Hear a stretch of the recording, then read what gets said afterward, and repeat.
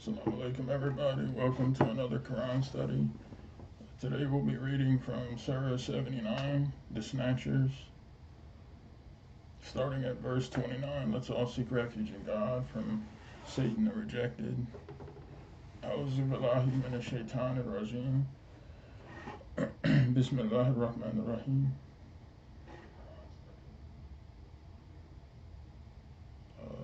Verse 29. He made its night dark and brightened its morn. He made the earth egg-shaped. From it he produced its own water and pasture. He established the mountains.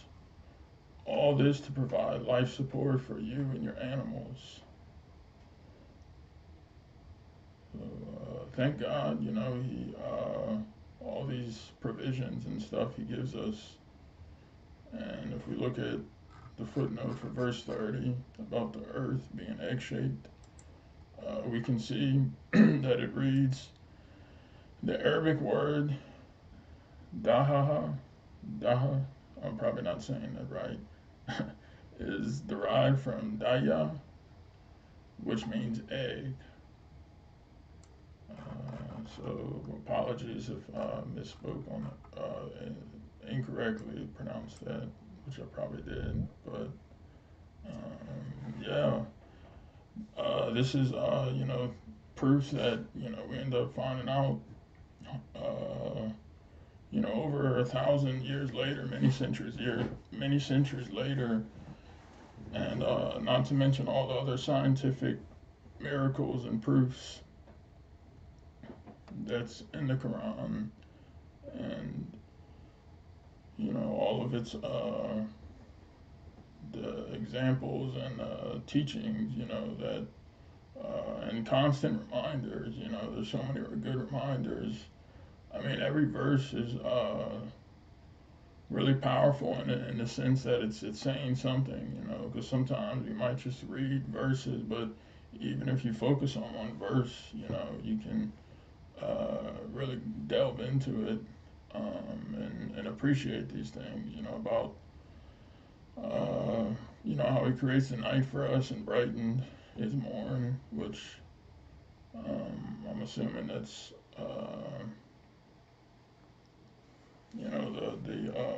the morning when it comes, and from the earth, we produce all types of grains and stuff, and its own water too. Like we're given a great example. I mean, it's not even an example. It's we are on a spaceship in that sense. Like the best type of spaceship that has renewable energy sources and all types of systems to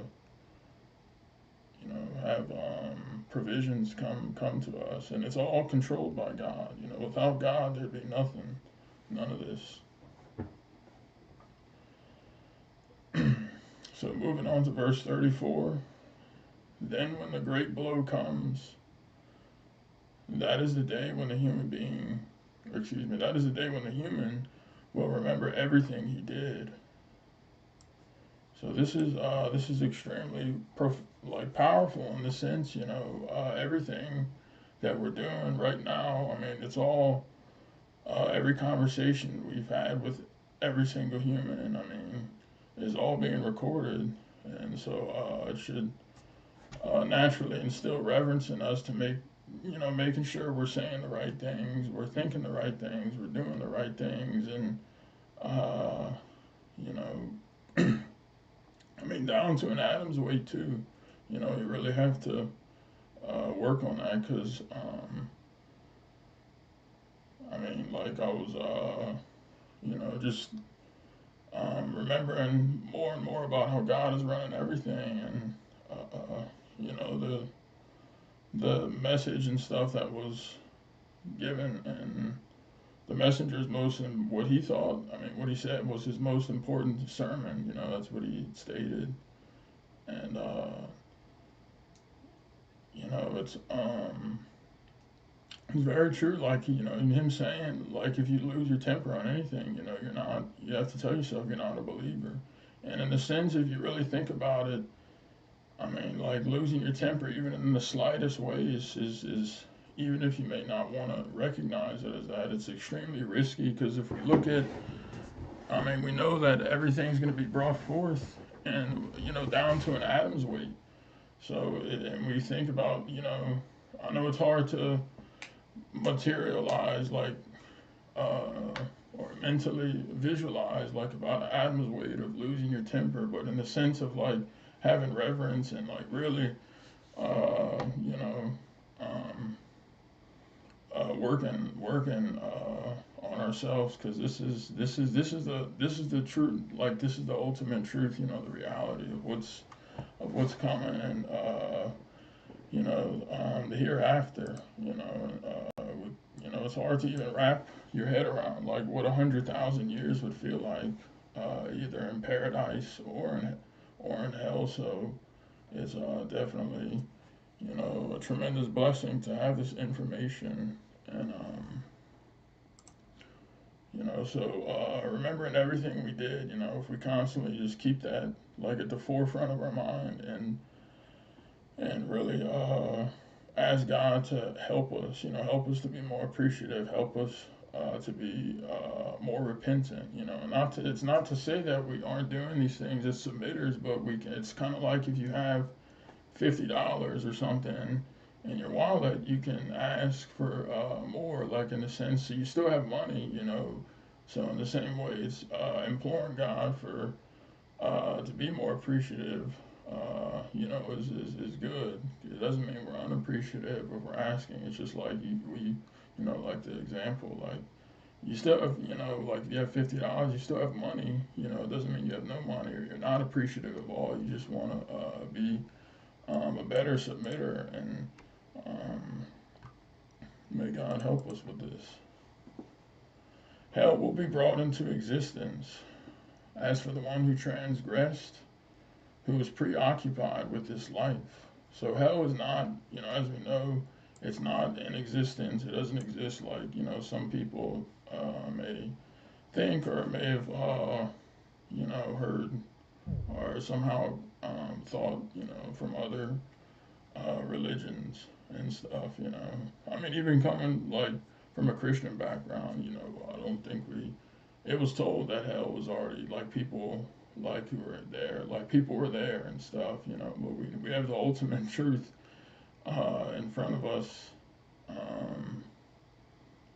that guides to the best path, and it's confirmed with the strongest miracle and the evidence. So everything we're reading, it's such a blessing. Like we can, relax and chill out in the sense of knowing what we have is the truth. We're not like stressed out thinking, oh, is this maybe the truth, or is this, how so many people are like from other religions and stuff. The Christians are fighting amongst themselves. Like everything here is the absolute truth. So this is very like comforting to know this stuff. So who is preoccupied with this life, hell will be their abode. So these are the people, that really idolize, and they chose the worldly life over worshiping their creator. They chose the creation in a sense over the creator, which, like Jesus had, mentioned.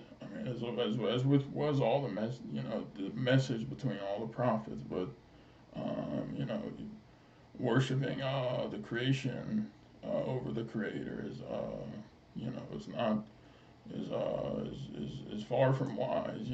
So just if we look at it like and have the right perspective on it, where everything, we can live in this life and enjoy these nice things, but they don't become our gods, because we realize they, everything belongs to God in the heavens and the earth, and He's the one who gave everything its very existence. Without God, there would be no nice food to eat, there would be no home to live in, or there would be no laughter or any of that. So why would people like not want to turn to the source and So this is, the hell will be the abode, the people who didn't develop themselves, they'll have to run from God, and also there's going to be like the inferno, which was talked about in Surah 55, and it was also mentioned in another place where they'll be circulating, like they need her, and it's like a matter that's decided. There's no going back. There's no second chances like in this life. Like you can always have a second chance, like with anything. Like at a game, or or if you're going to school for something. And most importantly, we have second chances all the time, like to repent and,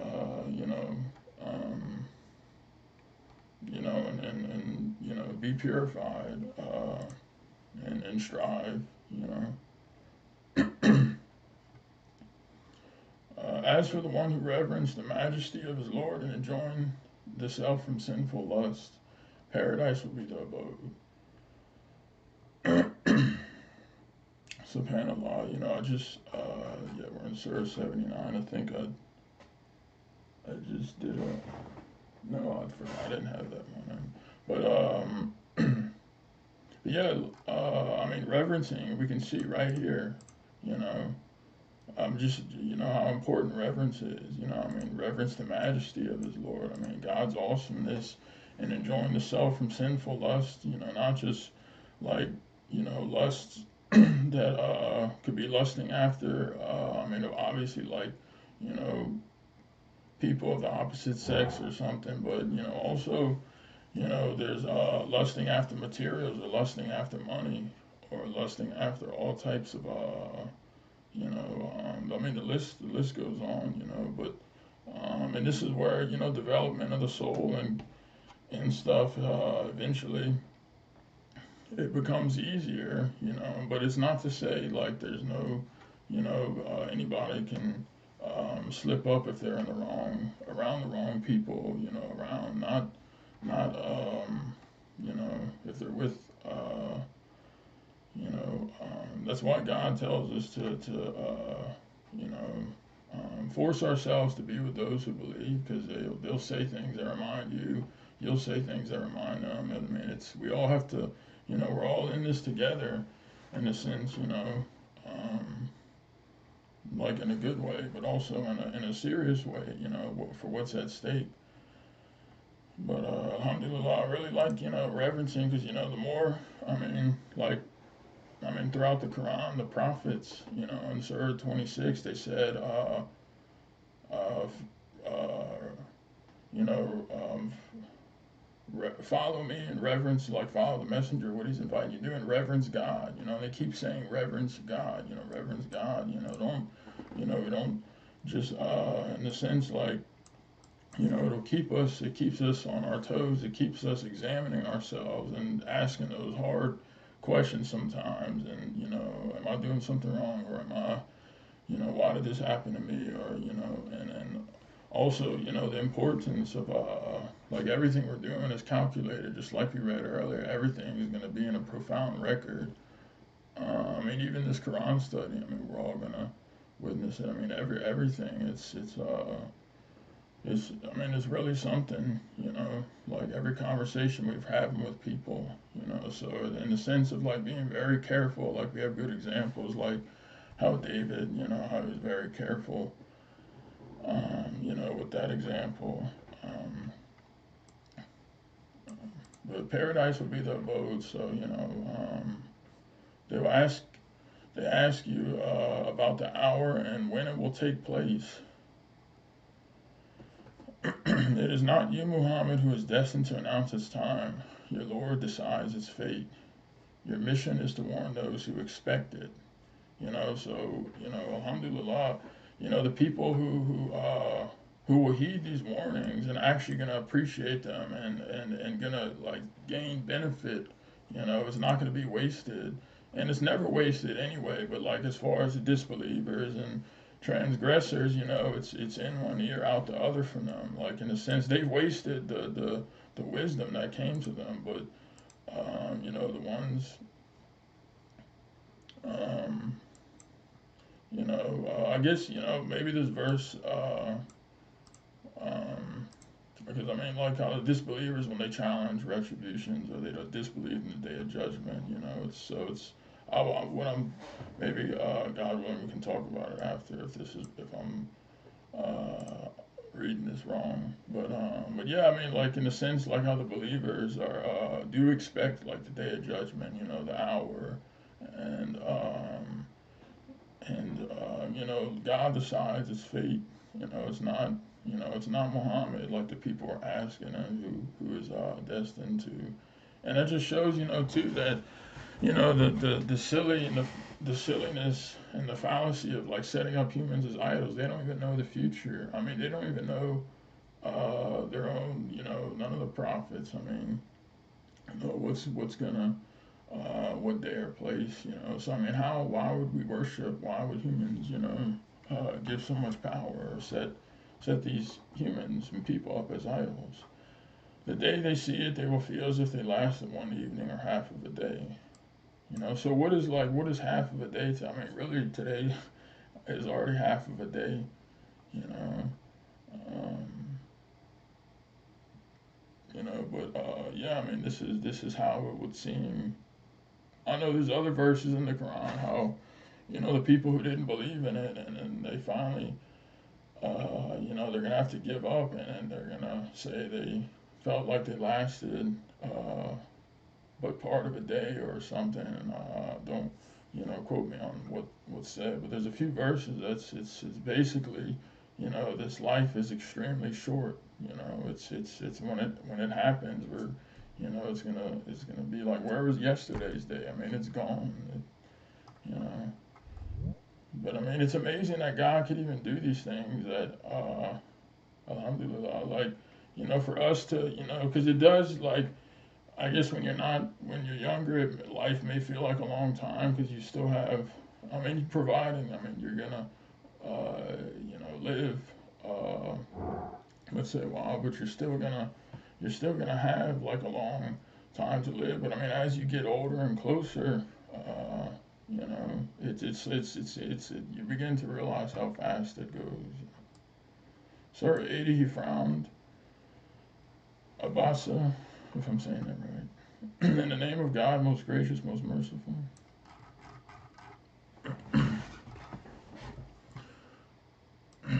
He, Muhammad, frowned and turned away when the blind man came to him. How do you know? He may purify himself, or he may take heed and benefit from the message.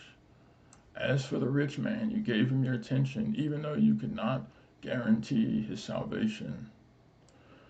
The one who came to you eagerly and is really reverent, you ignored him. So this is, I mean, the whole verse. We can see the name about he frowned, which is talking about Muhammad who frowned. So this right here, it's plain as day that should be to anybody who would consider idolizing Muhammad that he made mistakes and stuff. And I mean Muhammad the person, not the. I mean, as I understand it, not the messenger. The messenger never, or the prophet, but they're still humans. So Muhammad, the man, makes mistakes. So to set him up as with idols, and if you show somebody this, they may not even know this is in the Quran. I mean, I've talked to somebody before from Palestine like 3 years ago, and I was asking him about like Surah 113 and 14, and he didn't even know like what. I don't even know if he knew how many surahs there were, but I mean they just know hadiths and stuff, and not to say all of them do, but like many of them, like so I mean this would be a good thing to ask them, or if you're talking to show them,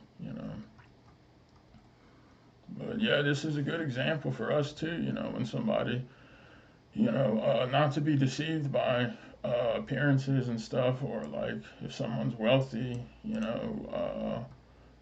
I mean, they could also take heed, of course, but this is a good example about, not to, you know, to be very, very careful, like in every interaction we came with, because this might just seem this. I mean, this could have just been like any regular interaction, but look how the whole surah was named after it, and it was given.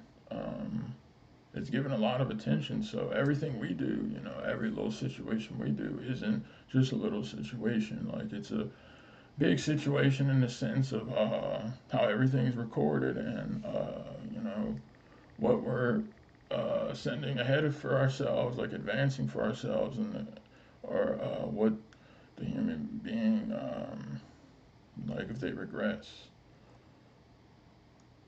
But yeah, we can see too. He came to him eagerly, and he's reverent. He's conscious. Of God, and so this is another good example. Indeed, this is a reminder: whoever wills shall take heed. In honorable scriptures, exalted and pure, written by the hands of messengers who are honorable and righteous. Woe to the human being, he's so unappreciative. What did he create him from? From a tiny drop he creates him and designs him. Then he points out the path for him. So this verse right here, is so true, and it's especially important too to it's good, in the sense to see this, because it's not normal to be unappreciative, because like society, I mean, and we know that as submitters now, but if in the society we live in, we see so many people complaining. They're on social media, this, that. I mean, people even complain about the weather. As crazy, as crazy. I mean, I used to. I mean, like years ago before being a submitter, but I was maybe trying to make conversation. I mean, like, who are we? What if it wasn't? Okay, it's hot, maybe a little hot outside. Would you rather, the sun just disappearing and not having any light? Now it's not hot anymore. It's freezing. You're going to be suffering. I mean, just things to think about. Like, I mean, and the sense of entitlement that humans have. Because God's generosity is beyond our wildest imagination. Just the eyes He gives us in advance, the ears and stuff, the so many different beautiful rhythms and music and stuff, the varieties to listen to. I mean, it's and humans would still find things to complain about. So in a sense, like, how can you see, or how can someone like that go to heaven? Because even if they were to go to heaven, and I mean, whatever type of like unimaginable bliss there is, they probably find something to complain about. And like, we know that can't exist in such a place like paradise. We can only imagine. But in a sense, we're being re-educated here, like in this world and I mean, for me at least, it helps to like uh, put yourself mentally in situations. Even if you've gone through them before, prior to submission or something, or even after submission, if it was a mission test or something, I mean, you can think back or just visualize or imagine what it's like, to be without these things, and just, can make us, help us to be grateful, like losing things sometimes, like can really, most people, all people are like that, but as soon as God, relieves adversity or gives them something back, they end up in, thinking that they did it themselves, or they give some type of credit to an idol, or they go thank, some saint or something.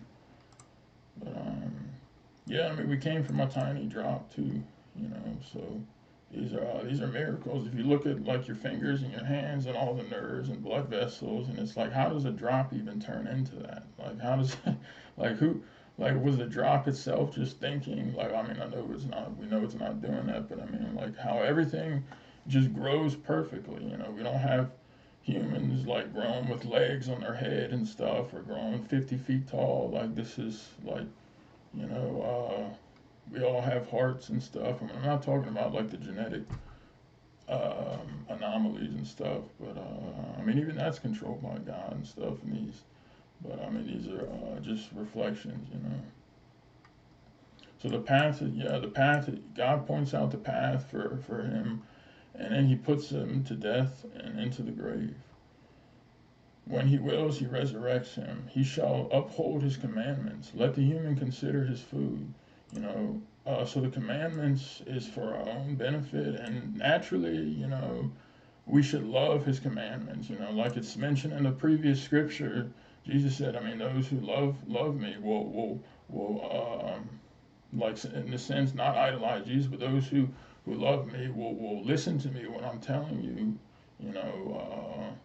Especially to the children of Israel, and follow the commandments. If you love me, you will keep God's law and follow the commandments. If you hate me, you'll do the opposite. You know, so people who are breaking the first commandment, la ilaha illallah, you know, he was talking about Moses' commandments too in the Torah, and he came to expound upon this. So people who are breaking the commandments, they don't see how they're being tricked. And I mean, you know, all this was even prophesied in our own scripture. How many would end up being deceived in this sense and worshiping, you know, the false, you know, the false, end up falling victim to the, you know, the false Christianity and stuff that's practiced today. We pour the water generously, then we split the soil open. We grow in it grains, grapes and pasture, olives and palms, a variety of orchards, fruits and vegetables to provide life support for you and your animals. You know, so these are, I mean, what if we were just stuck eating olives? Like, what if that was the only food? Like, this is, you know, I mean, easily we could have made it could have been made that way, where our only diet was olives, and you know, our bodies and stuff would have been suited to, you know, different digestion and stuff. But alhamdulillah, I mean, God gives us like so many different like varieties of fruits, grains, you know, meats, proteins, carbohydrates. I mean, all types of delicious too. They're not just like plain tasting, which they could have been. You know, so I mean, these are you know, things we can reflect on, or like when we're eating these things. You know, like where do they come from? They, you know, because if you really think about it, it didn't, you know. It didn't just magically appear in your hand like it came from somewhere, you know. But you know, then when the great, then when the blow comes to pass, that is the day when one flees from his brother, from his mother and his father, from his spouse and children. Each one of them on that day worries about his own destiny. Some faces on that day will be happy, laughing and joyful. Other faces on that day will be covered with misery, overwhelmed by remorse. These are the wicked disbelievers. You know, so I mean, this is like the most serious thing ever. You know.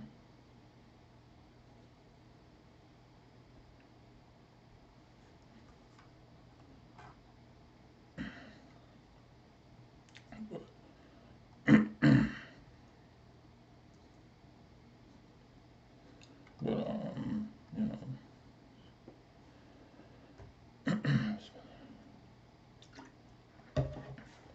But yeah, this is like we can see the things that are gonna happen on this day, and that you know, that's this is like our only life or chance to get to you know, fix ourselves, work on ourselves, and hope for God's mercy on this day, and you know, never despair, never give up, but you know, also you know, completely submitting to God and know that God is running everything. You know, because that's the, you know, listening to the messenger's sermon about that. Uh, I mean, it's like we were kind of talking in last study. It's like it was mentioned, I think, by Brother Suleiman, I mean, I mean, this whole life is essentially, I mean, we have to come to realize that that's the truth, because it's like you grab Satan by the head, and you're never going to object to anything because God is doing it. And I mean, like in that sermon, I mean, there's something new that we can hear every time. We may have heard before, but it takes on a different meaning, or about how God is running everything. And because Satan believes in God. I mean, a lot of people believe in God, but he said in order to make it, you have to know the all of God's attributes, all of His traits, namely His most important, the most important one, that He is doing everything. When we say God willing, it's only God willing means like exactly what it means. Like if we're not gonna, if it's not God's will for us to like make it to the post office, for example, and drop something off, like we're not doing it. We're not in control. We can't override. Who are we? Like we can't override the Creator's will. So that's why, like when that doesn't happen, we know that it was it was not. I mean, that's why we say God willing. You know. And it's not like even for us to, like how there's people that try to sound clever or like esoterically say, like I've heard from Christianity and stuff, like they'll say, they try to talk or like, or try to find out what God's will is. I mean, be glorified. It's not, you know, that's that's very bad, like in the sense like when they're trying to say what God's will is. I mean, who are they? That's the exact opposite of submission, because they're only saying what when it's self-serving. Oh, His will is this, and like, who are you? Are you, I mean, it's really blasphemous, like in the way they're, up on stage and saying it's like this is. I mean, they're lying about God, but I mean, He's aware of all these things, and these people are really not reverent. That's I mean, out of all the individuals I've known, and just the more I've seen with time, it's a lack of reverence, because they don't. How can they reverence God if they don't believe in the hereafter, or that they're going to be accountable for what they're saying and everything, So they're not gonna, that's in our nature. If we don't think, like most people, if they know they can get away with something, I mean, they can't, but if they think they can get away with something, they're going to test it, they're going to do it, they're going to test the limit. They don't have, integrity, but yeah, anyway. Surah 81, the rolling, Al Taqweer, in the name of God, most gracious, most merciful. When the sun is rolled, the stars are crashed into each other. MashaAllah, I like this sermon because it's it's really you know, it's really it's not even it's like I mean, it's amazing. It's like there's no like even poetic poems that could or like have more of a moving message than the way the Quran is, and what's being said. So I'll just real quick. So when the sun is rolled, the stars are crashed into each other, the mountains are wiped out, the reproduction is halted, the beasts are summoned, the oceans are set aflame. The souls are restored to their bodies. The girl who was buried alive is asked, for what crime was she killed? So these are things that are going to happen on the day of judgment. I mean, when the great blow comes to pass, like all of these events. I mean, even if we were to try to imagine these things, I mean, it would. I mean, awesome is its day and this day and its power, because when God comes back to the earth and we see all these things that are happening, and I mean, we're gonna witness this, it's like the it's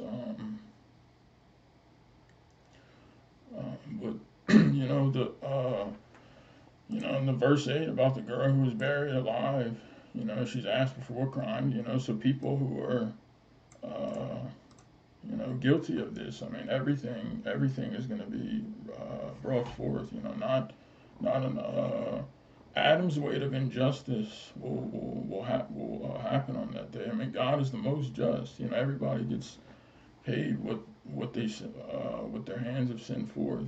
So um, consciously and even maybe subconsciously, if that's, I'm sure it's possible, but we can, keep track of everything, like, and ask God to help us, what our hands are sending forth, every moment. And I mean, when we're thinking about this, it's also helping us. It's making God our God, and and then just complete submission to whatever's happening in our lives, whatever happening in the world. Um, you know, the records are made known. The heaven is removed. Hell is ignited. Paradise is presented. Every soul will know everything it brought. So just like uh, several verses before, in well, I mean, a few verses before, the records are made known. Like every soul is going to know everything it brought. I mean, nothing can be hidden from God. So that's why it like never made sense to me. How wishful thinking. Uh, I mean, haven't even I mean, I'm sure we've all had wishful thinking before. I mean, prior to submission, but or if we've witnessed people that have done such a thing, but it doesn't make sense why people. I mean, it makes sense because it's the old saying, like it's more comfortable for people to lie to themselves and not face the truth. But it's just, the thing is, yeah, that's okay. But what they don't realize is they're trading a temporary comfort of lying to themselves, or it feels good to believe that this idol is going to save me, or it feels good, or this and that. But they're trading that for, they're putting so much at risk. They have no idea they're trading that for the temporary comfort for like eternal misery, where in a sense, killing the ego, which is so pivotal, like to, I think, our success as submitters is completely killing the ego, because then we're gonna look at, take those hard looks within ourselves. We're gonna take, the which it makes us uncomfortable, in the sense it makes the ego uncomfortable, but that's where we have to remind ourselves, like, this is, we have to do everything we can to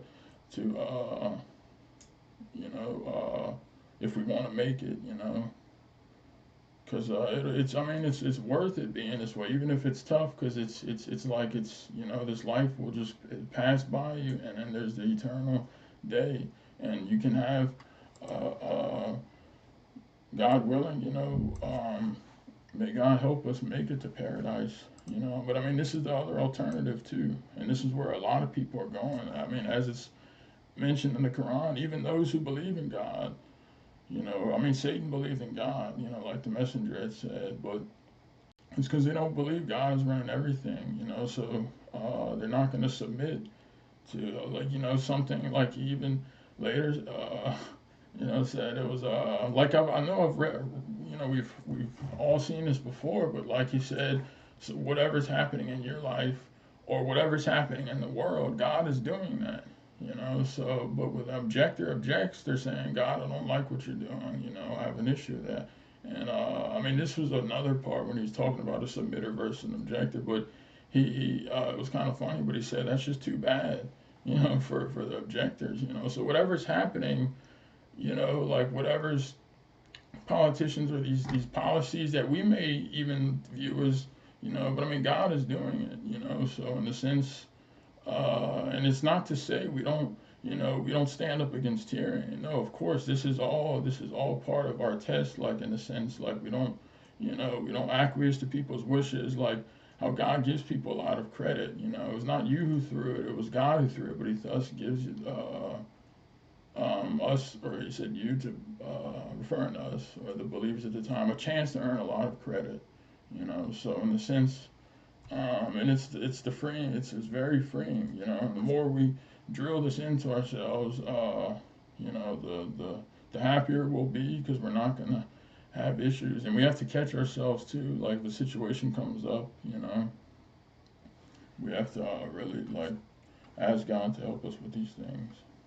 But wrapping up, so God's messenger of the covenant, I solemnly swear by the galaxies precisely running in their orbits, by the night as it falls and the morn as it breathes. This is the utterance of an honorable messenger, authorized by the possessor of the throne, fully supported.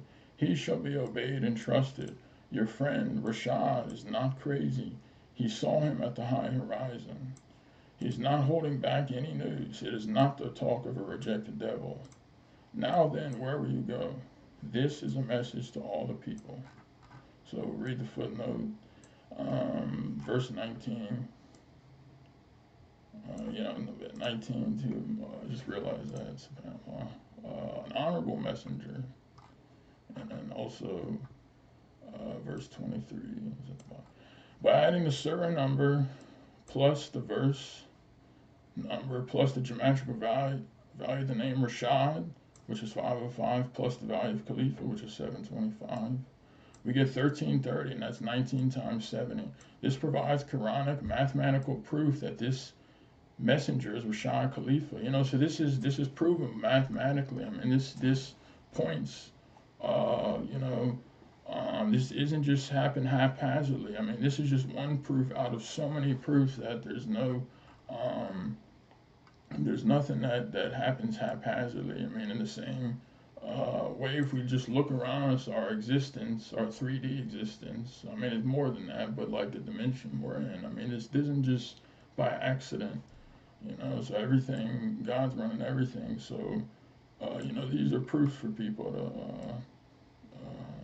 know about Rashad's messengership. And it's true too, and it's more proof. It's like self-validating proof because all the messengers were all, let's even mention in the Quran how messengers have been rejected by their people. So in a sense, I mean, it's the same thing. I mean, he was rejected by the Arab world, and so I mean, it almost it validates the precedents that have happened to all of God's messengers and prophets. So, verse 23, Rashad Khalifa was summoned to the high horizons as detailed in Appendix 2. I mean, look at this. He's mentioned by name, and in verse 19, honorable messenger and mathematically coded, and this is what happened. I mean, that's talked about in Appendix 2. SubhanAllah. So, I mean, we can really appreciate the awesomeness, how everything is all predetermined by God, and so it's a message for all the people.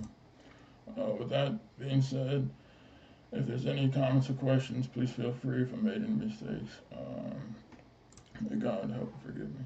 Thank you.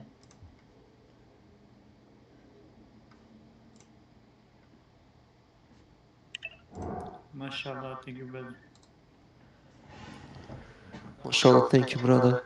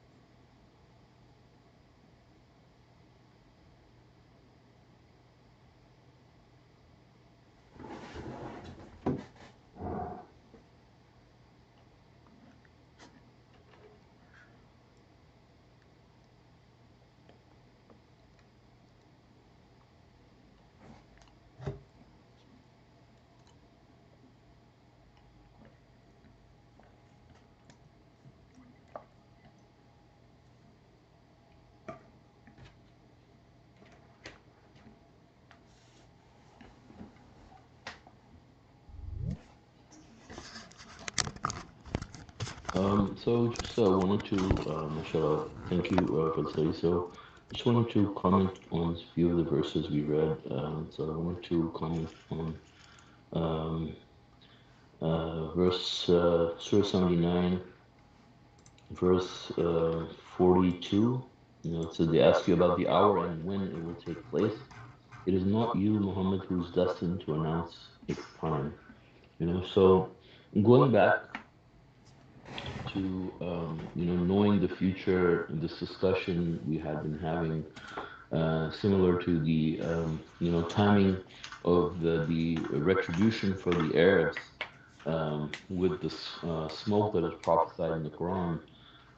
We know that the Messenger of the Covenant said that, in the perspective in 1990, that at the time that he obviously published it, he said that he doesn't know when exactly it will take place, and he says only God knows the exact time, right? And I think based on that, some of us had a question regarding whether, based on this information, we are supposed to be informed about the timing of this or not, And as we can see, you know, uh, even though Muhammad was given the Quran, it wasn't part of God's plan for its time to be known at the time, and until the information was, I mean, when the Quran was revealed, this was something that,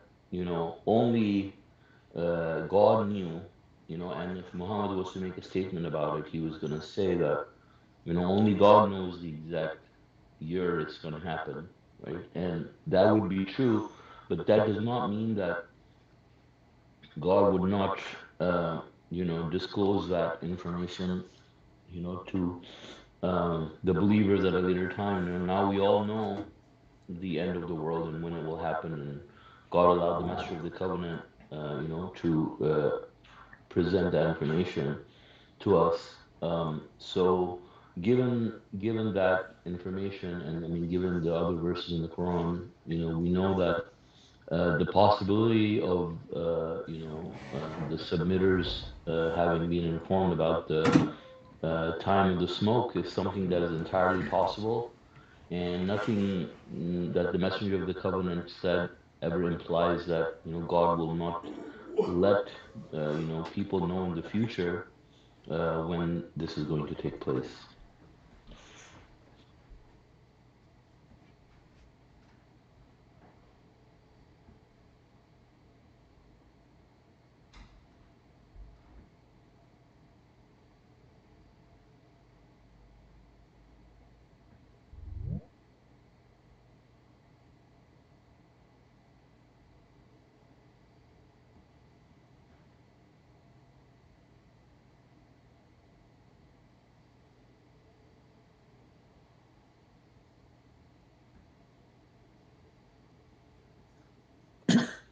Yeah, mashallah, that's a very important point about verse 79, um, about the smoke. I mean, this verse was revealed more than 1,400 years, but it only became known right now, in our day and age. Even at the time of Rashid Khalifa, it was not even known when it will happen. So, mashallah, alhamdulillah, that we are at the time that we know when things are happening, and help us to understand the word of God, Allah, in the Quran. When we read a verse and we don't know the meaning, it's not as it's not the same as when you know the verse and you know exactly what is meant, what Allah means by it. So alhamdulillah, we know about it now.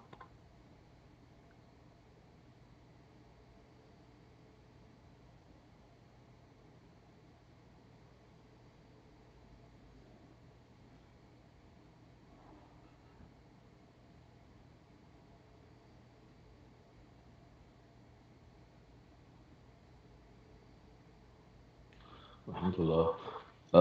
Also, I want to talk about, the verse 1, 2, uh, 1 and 2 of Surah 80, right? I mean, the title of the surah is, he frowned, and we know that this is referring to the messenger of the covenant. No, I mean, sorry, this is referring to Muhammad, and we see that he was an infallible person, just like every other human being. Yet we can see how people have idolized him, and have claimed that he had so many superpowers, literally having superpowers. And God shows that he was infallible, just like any other person. However, it's important to understand that as far as delivering the message, Muhammad did not make a mistake in any way. Like, he delivered exactly what was given to him, and he did not like give an extra surah out of his own interest or anything like that. He just strictly gave the information that was transferred to him, and he transferred it to the rest of us. And the same can be said true for the messenger of the covenant.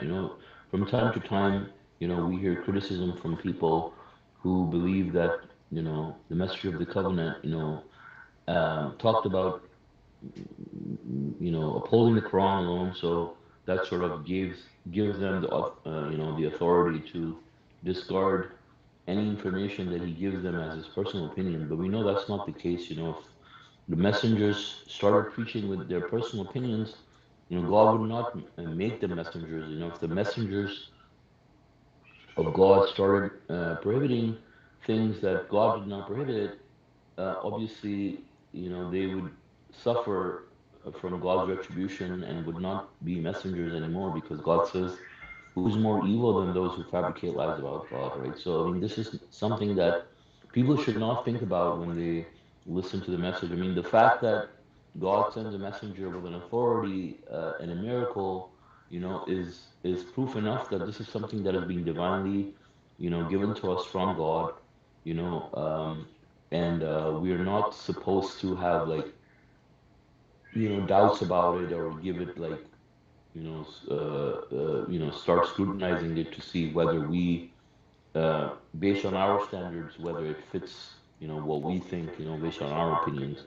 And because when that happens, obviously we're not judging based on the Quran. We're looking at the information based on our personal opinion, and based on our personal interpretations, and we're making that judgment call. At the same time, it's important for us to understand that, when while it's important for us to understand the fallibility side of the messenger, and know that, as far as the message goes, he doesn't make any mistakes, it's also important to highlight that the messengers, do not bring, I mean, the messenger of the covenant, for example, in this case, strictly followed the Quran alone. So if you, and he strictly, informed us that, we're not to uphold any other sources besides the Quran as a source of religious law, right? So there are laws, all of the laws are in the Quran, and you cannot, for example, go to a video or an audio and find something where you find that you understand that the messenger is describing some kind of a law that is not in the Quran, and then you say, no, the messenger says this, so now this is a law, even though you can't find a statement to back up your understanding of what the messenger said.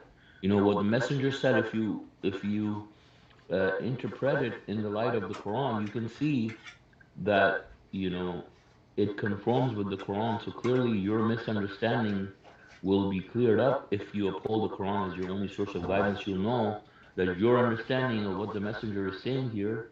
I hope I'm not complicating this for people, but I hope I'm able to convey what I'm saying. Is that if you are able to grasp the idea that the messenger of the covenant did not uh, uh, create any laws that are not in the Quran, that there are no other laws except laws that are in the Quran that we're supposed to uphold as laws of religious guidance, then as sources of religious guidance, then it will be become a lot easier for you to understand submission. You know, many people uh, unfortunately fail to understand this, and they have come up with multitude of mis multitudes of laws that they have put in their religion as part of taking the messenger out of context. You know, the context in that case is the Quran, right? Because everything is from the Quran. So if you try to take it out of it, that context, you remove that context, you remove that boundary around what the messenger is saying, then and you start interpreting it in another space, then you're going to have a whole lot of misunderstanding, and a lot of innovations are going to creep up, a lot of prohibitions are going to stem out of that, and the religion is going to be distorted, just like it has been distorted in the past, so we need to be vigilant and careful about this as well, and I'm saying this because this has happened, and it keeps happening, when people, don't understand this part, they make the religion very difficult for themselves, like without realizing, and people have to, and people pay like, too much um, attention, I guess, less towards what the Quran actually says, and more towards where the messenger said what. I mean, if you understand that some information is given in the Quran, uh, yes, I mean, it's important for us to understand what the messenger is saying in the audios, in the videos, but once you understand that whatever he's saying is from the Quran, it will become easier for you to understand what the messenger is saying, to understand what the Quran is saying. Once you understand that he's not saying anything other than what's in the Quran, right? And that he cannot possibly say anything that's not given already in the Quran, in the sense of where the laws and regulations are concerned. Mashallah, brother. And he says that himself, you know. Hmm. And he even says, like, if he's not saying something that's not in the Quran, that, you know, that he even encourages people to let him know that, so we know he himself said, everything he says and every submitter should be like this, should be in the Quran.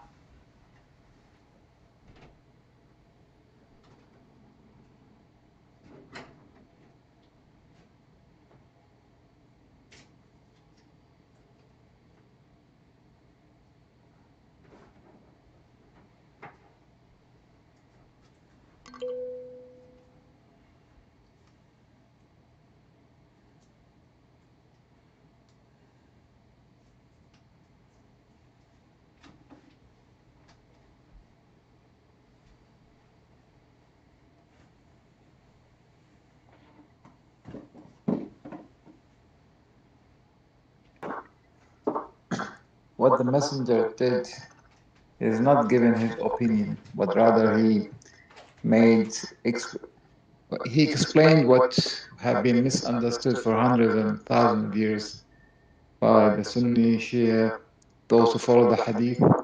They changed the meaning, understand different.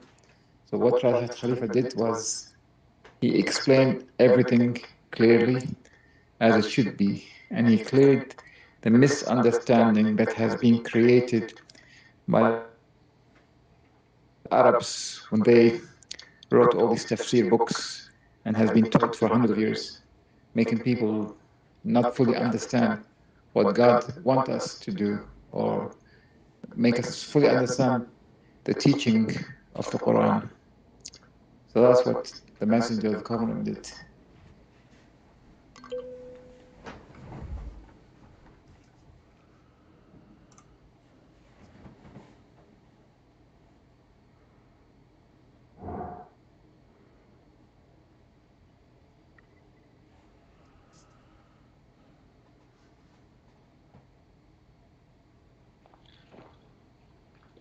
Masha, also, I think a very good reminder for us is in Surah 80, verse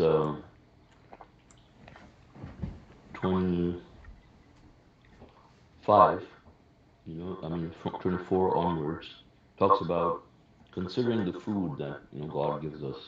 Mashallah, Brother John talked about it, and, it's a good reminder for us that when we eat, it's an opportunity for us every day, because we eat every day, 4 or 5 times a day, just as much as, you know, we do our salat 5 times a day. We are eating our food, 3 or 4 times or a day, and we can reflect, we can make it a habit, that when we eat, maybe take a moment, even while you're eating, even, you don't even have to wait.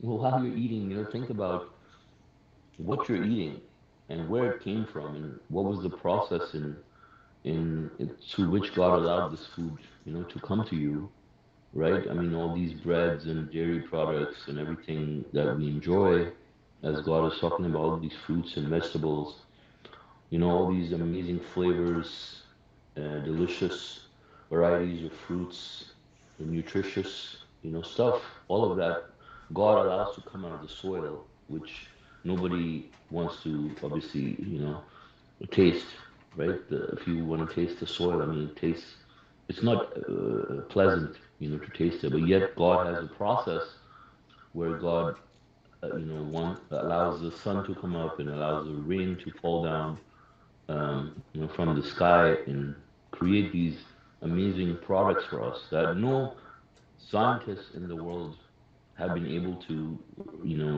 replicate this in some fashion where they create their own, invent their own stuff without anything. Obviously, I mean, they can genetically modify things, but they cannot like produce from scratch something like that, like a machine or something, let's say, that just creates reproducible food for humans like that, right? I mean, there's no such system that will ever exist, we know, because this is God's system, right? With such beautiful design and packaging and flavors. I mean, it's amazing, right? When we think about it, right? So God is reminding us here to reflect on that and be appreciative, not just through lip service, but through actions, obviously, right? But remembering it alone, just thinking about it while you're eating it, makes your eating a form of part of your worship, a part of your remembrance of God. I mean, if you're like me, you spend a considerable amount of your time eating around food, and it gives you plenty of opportunity to think about God.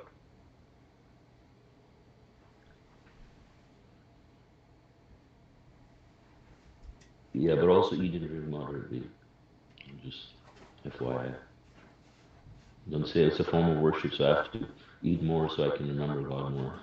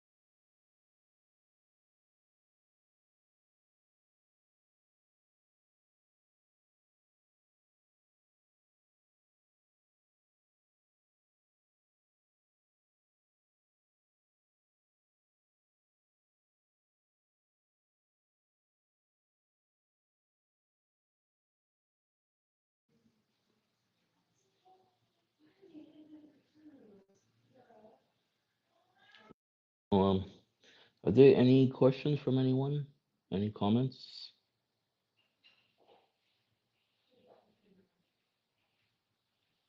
about the verses we read?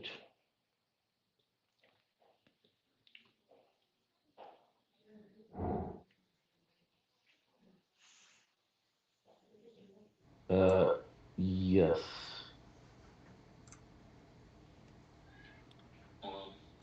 Are there any First of all, Assalamu alaikum. any comments? Assalamu Um, alaikum. yeah. First of all, I'm very happy to be in here, and I thank God for that. I was a disbeliever, but as time passed, God Almighty guided me and helped me understand the Quran more. May God be glorified. The I believe that Rashad Khalifa uh, was a Rasul, and I believe in 19 miracle of Quran. I even asked myself, I mean, like, after all this evidence, how can people still deny all of this evidence? Like, even though there are so many evidence that prove that Quran hasn't changed after uh, so long until now, and that Islam is the best uh, like religion to have as a human, of course. We did so many wrong things. We decided so many wrong decisions, but God never stopped showing us mercy to us egoistic creatures, of course. I will hopefully, inshallah, I will never stop glorifying God and never stop being a submissioner. Um, of course, I am really, really thankful that God showed me the right way and gave me that strength to actually understand it, understand the Quran and the 19 miracle. Um, I'm very kind of like nervous because I'm like kind of like new to submission, but I'm doing my best to be um like to be in God's kingdom, and inshallah God is going to give me that place, and to us submissioners. Submitters. Yeah. Yes, my English is kind of bad, but I'm trying my best No, to mashallah, it's good. explain what I mean, Mashallah. actually. I am sorry if I have any mistake. Please forgive me. And I Mm. like may No, God mashallah, your forgive me English is too. fine. Alhamdulillah. Yes. Would you like It's just to that I am very introduce? happy and kind of like nervous. I am like new, but I'm doing Mm-hmm. my best. And Mm-hmm. yeah, but I Would you like? believe. Yeah. Would you like to introduce yourself, maybe just in a few words, and how, like where you're from, how you became a submitter, what brought you to submission, and so just we get it, and how long you've been a submitter. Oh yeah, Inshallah. sure. Mhm. First of all, my name is Sorgul. I'm 22 years old and I'm from Turkey. Um, my cousins and my brothers were actually having argument, like discussion about submission. And also, Saipan is my cousin. Um, he's my cousin too. They were talking about it, and I was like, I was there and I heard everything and I saw everything, but I was still a disbeliever, you know. I still, I don't know, maybe I just like this world seemed too um, nice to me and crazy and fun to me that I couldn't have time for Quran, you know. I just did a very big mistake, of course. God knows our inner thoughts, though. But by the time passed, I asked myself, what if I just read better and understand better? So, like, I won't be losing anything if I just start somewhere, of course. So I started uh, reading Quran first. But of course, I asked so many questions to my brother. I until to get somewhere, and actually, it's been nearly 1 month, I guess.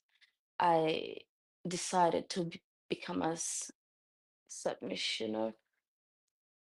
Yeah, But submitter. yeah, yeah, submitter. But yeah, it Inshallah. is, yeah, inshallah. I'm still learning, and inshallah, I will learn more and more. And I'm thankful for God, like really thankful. Praise be to The God. most merciful, the most gracious God. Inshallah.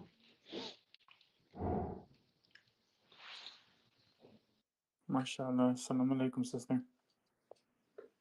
Alaikum salam. MashaAllah, sister. Welcome to our group. You already joined the Turkish group, so very good of you. So young, and you became a submitter. Like, we should be very grateful towards God. You're so lucky to be in submission, of course, like the rest of us. MashaAllah, may Inshallah. God help you. And if you have any Inshallah. questions, if I'm not mistaken, you're also in the Turkish WhatsApp group. Since you speak also English, maybe we can add you also in the English WhatsApp group as well. You know, if you have any questions beside the studies that we are having, you can, of course, always ask them there too. Yeah, of course. I thank you MashaAllah. so much, by the way. Yeah, MashaAllah. Inshallah, whenever I have any question, I'm going to ask you. Like, there's no shame or anything, of course, because we are all equal and we are all together to just um, glorify God more and more.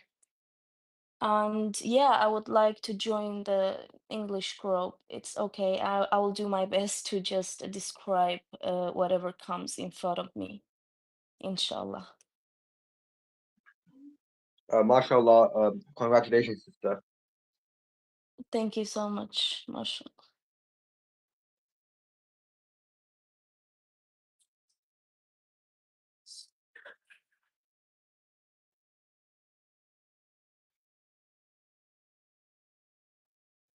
Brother, I had a question about, like, I don't know if this could be considered the off-topic question, but Hmm. a question about talking about submission and trying to give the information to other people.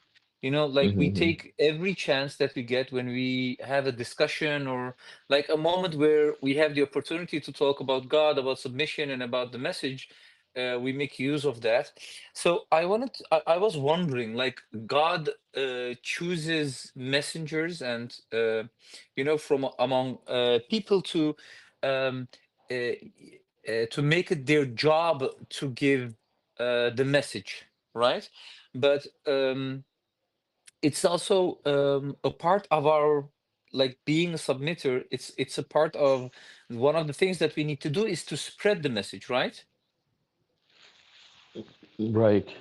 Right. Yeah. So for So yeah. yeah, yeah. Go ahead. Yeah, so for that, like I get this most of the times that people are saying like it's not your job to, spread the message. You're not a messenger, that kind of stuff. Um, but if I'm not mistaken, this is part of God commandments that He gives all submitters to spread the Mm-hmm. message. Like it's part, like we pray 5 times a day, or we Mm-hmm. try to learn the Quran and all do these Yeah. commandments. This is also part of our job to spread it. Any moment that we get it, and and we need to Mm-hmm. do this in the best way, right? To talk in the best way, to talk in the best manner. Right. I mean, yeah, exactly. I think like God says many places in the Quran that, the believers, they advocate righteousness, they promote the truth, we advocating righteousness. You're advocating righteousness when you're spreading the message, preach God's message. I mean, we have the messengers that are commissioned by God, we know that, are giving certain information directly from God to people, right? But then you have other people that are around the messenger that will come, and even more people will come that will also be like unofficial messengers, right? Like you have now, like I said, Dr. Rashad Khalifa came, you have the miracle. Now, what's the difference in you giving the message to someone rather than the messenger giving the message to someone? Is that the only difference is that he was the one who was commissioned, that God gave him the information directly, firsthand, but now you're a messenger too, but you're just secondhand, like for example, um, I go to the FedEx office, and I give them some documents to deliver to another country, and let's say, they go and deliver it to this other country, and then they have to deliver to another country, but they don't have FedEx, so they give it to another, let's say DHL or someone, if it's not in their country, and they give the same message, but the message is being spread. It's the same message. So in that sense, I mean, I don't know. I think that's probably a horrible example, but we're all messengers in that sense, Like we have the message, you have your family, you have your workplace, you have your school, all these people that you meet, and it gives you a chance to give the message. Obviously, we don't have the same responsibility as a commission messenger because they have to do it. They have no other option in that sense, right? But in our case, we do it because it's a righteous deed, right? It's a commandment from God to do it, but it's not like as an obligation. Like a messenger has a duty, right, to give the message. We don't have like that duty, like a mission, like hardcore. That is, but at the same time, if anybody does decide to even be in that position where they have the time and resources to spend and strive in the cause of God, they're just going to get a lot of credit, right? So even if people, it's like someone telling you, hey, don't, like, if someone's telling you, like, don't preach the message, it's not your job. It's like someone's telling you, like, don't do your prayer, don't read the Quran. It's the same thing because these are all righteous deeds, You giving the message to someone is what? Credit for your soul, and helpful for the other person, is helpful for promoting peace, righteousness, submission around the world. So what's wrong with it? Like you're only going to get credit from it. The only people who will tell you not to do it are the people who are against the message, who don't want the submission to spread, who think it's the wrong path, and etc. Right? So we can just disregard these people and ignore them. Sometimes the best thing to do is just ignore these people. Like some people in this world are so ignorant that you don't want to waste your time Hmm. arguing with them. You just move on, I think. Yeah, we had even, the thing about the asteroid Apophis. Mm-hmm. Remember in the group when we were like talking about all these signs that were um, based on like the asteroid, right? The multiples of Mm-hmm. 19, etc. So then, Mm-hmm. this guy came up with saying it's not our job to do that, right? Like it was Uh-huh. only the messenger. It was Oh. his job to come up with all these multiples of 19, and we should like, yeah. Yeah, we know God will give us signs, even in our life, in the Quran, Mhm, people have found many. So that's good. I mean, there's nothing wrong with that. mhm. And there's also a And verse, in the Quran where God says like the believers, they will see the signs. They are the ones who will mm, see the signs. You know, their eyes are Yeah, open so they yeah. can Recognize see them, yeah. and recognize the Subhanallah. signs. Mashallah. Yeah, mashallah.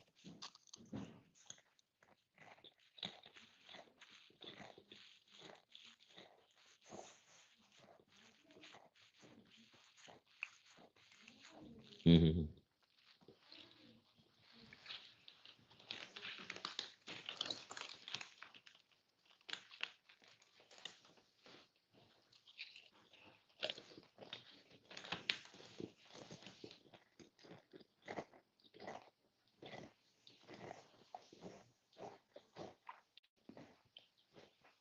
Mm-hmm.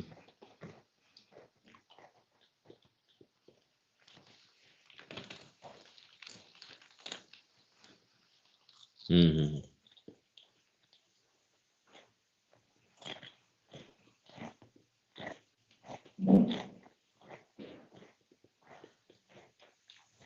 Mm-hmm.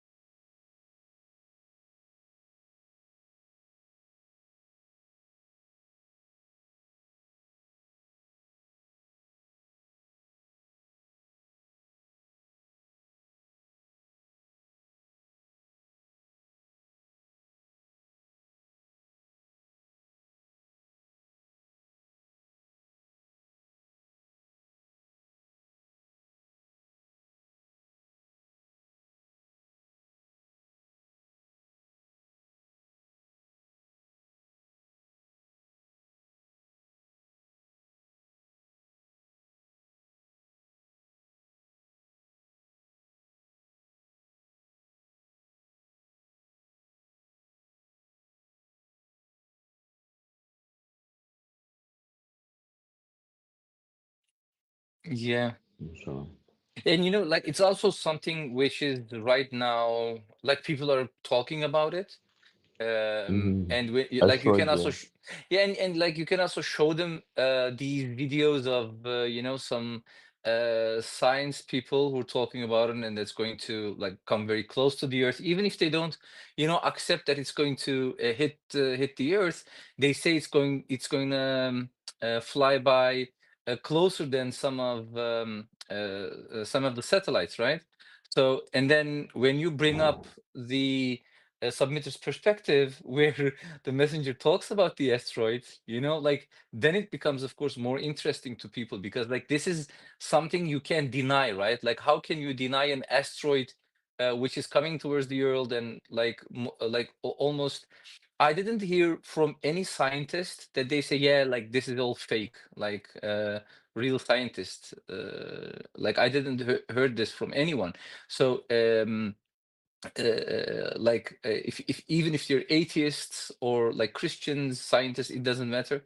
Everyone accepts that there will be an asteroid coming towards Earth.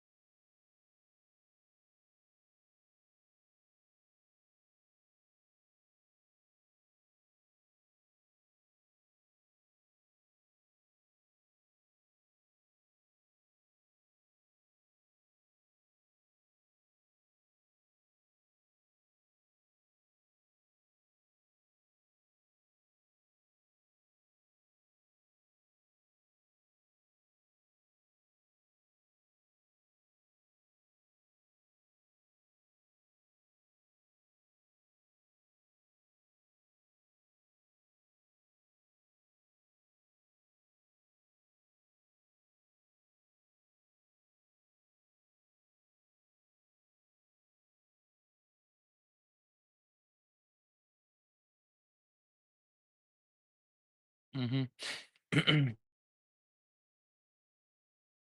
uh, can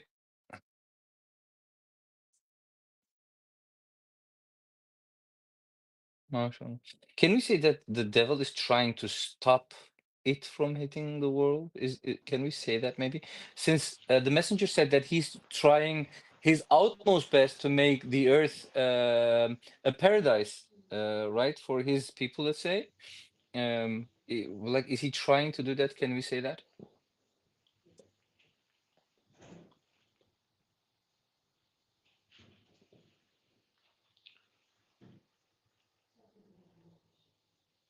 How can we say that? Yeah, He's like, trying. can we say like that he's trying to, stop the asteroid from hitting the world? In the last Well, he'd only be study, trying to stop it. Sorry, go ahead. yeah, brother, in the last study that you did, you also talked about the topic that Hmm. people today, like the countries, they have the capability of sending like maybe a satellite with a nuclear bomb or something, some Hmm. weapons, since the asteroid is actually not Hmm. that big compared Hmm. to the Earth, and if they wanted, they could like maybe Easily destroy it, deflected. or yeah, Yeah. yeah, even deflect, or maybe break it in smaller pieces. Hmm. Um, and yeah, like, can we then say, since this is going to hit the earth and it will be a start, this will start something which eventually people will all going to believe, right?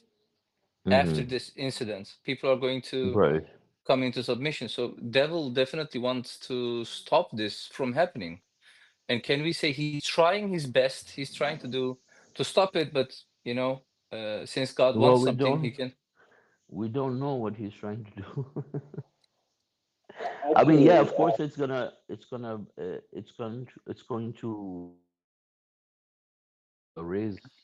awareness about submission. But that's all part of God's plan. He can't do Hmm. anything about that. What he's trying to do is trying to keep his people happy, right? If it was in his control, we know that he could or would try to stop it, right? But the thing is, we also know that above Satan, we have God who's making decisions, and Satan doesn't have like a complete freedom to do whatever he wants. Imagine if he had the complete freedom to do whatever he wanted, all the submitters would be wiped out, and like, there would be so much happening, Mm, right? yeah, yeah, yeah. But he has to work within the boundaries that are allowed for him, right? And certain things that God wants to do, he knows he can't do anything, and he's afraid of God. Imagine if he tried to do something that, you know he can't, right? I mean, he's still subject to God's rule, even though he's trying to Mm, be a god, so he doesn't have absolute freedom. When God says it's going to hit, he knows also it's going to hit. But the messenger does talk about, in one place, I think, where this may stem from, where he talks about that jinns are not allowed to listen to the matters in the heavenly society, because imagine if they heard it, that it was coming, maybe they might try to stop it, if they heard it from. So, I mean, in other words, it's an example, to hide stuff from the jinns, right? But the same can be said about the day of judgment, right? You can say, well, they could, if they knew about the day of judgment, when it's going to happen, they can't stop the day of judgment. But with an asteroid, they could, if they knew from the heavenly society, right? But the thing is, their knowledge about this is also, they're not astronomers or sophisticated scientists, but they have information, they have access to information, but who knows what they're hearing? They're not like omnipotent like God, right? Where they're present in every situation, hearing each and everything. They're only allowed to hear what they're allowed to hear. When they're somewhere, they'll mm, hear things, right? And God yeah, knows what they're able to hear and what they're not able to hear, yeah. right? Messenger, But yeah, yeah. When yeah, he go was ahead. explaining where the Miracle 19, Came from his he said, back pocket, yeah, yeah. yeah, yeah. He said, and Yeah. like, and this shows that he is incapable. Like, he is, Mm-hmm. yeah. That's what he was showing. And Mm-hmm. Brother John sent a very nice verse. It says, I will be fighting along with you, but as soon as the two armies faced each other, he turned back Mm-hmm. on his heels and fled, saying, I disown you. I see what you do not see. I am Mm-hmm. afraid of God. God's Yeah. retribution is awesome. 848. Mm-hmm. Yeah, he fears God, definitely. We could say Yeah, that. I mean, because he knows God's power, you know. You know, I mean, Yeah. it's not like us. We But are in this, a position where it's all been wiped out of our I mean, like our active but memories, you know. yeah, brother, but this shows that how stupid he is, you know? Yeah. It's so stupid. Like, you know how powerful God is, and you know all these things, Mm-hmm. and still, like, you're being the devil. That's so stupid. Yeah, that's the ego, you know. That's the ego. That's so stupid. Yeah. Yeah. Well, I want to say something as well. When the news about the asteroid came a few weeks ago, Brother Brother, they Khalid, said that can you come brother. closer to the phone? Yeah, oh, yeah, brother, please.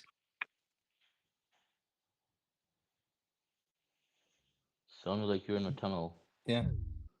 Oh, Oh, he left. yeah, I think he tries to join again. Journey.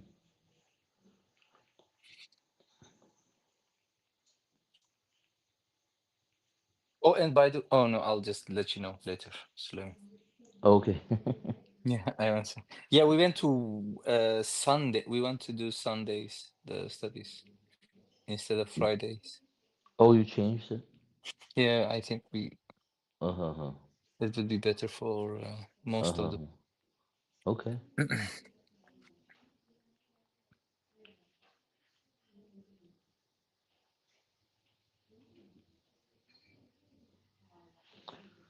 All right. So I guess he's not coming back. Oh, he's back. Okay.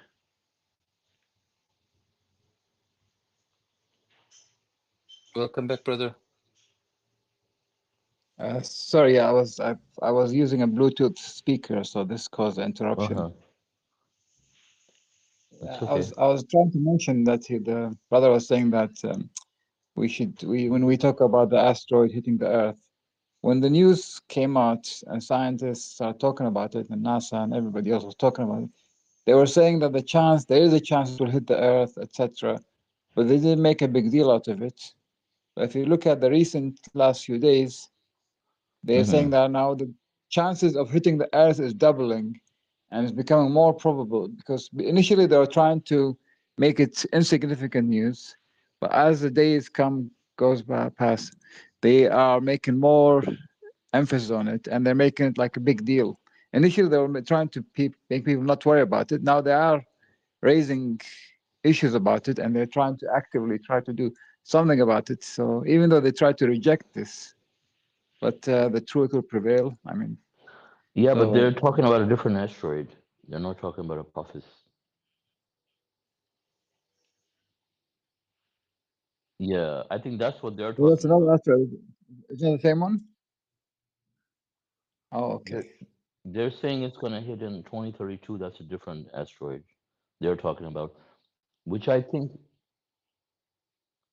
I think so. think Yeah, that's so. what. Yeah, yeah. Yeah. Because the thing is, you know, they're using, I think that is being used as a distraction for all these other, um, you know, teams like around the world to not to deflect their attention from, yeah, from the Yes, Apophis because exactly. Like, that's what yeah.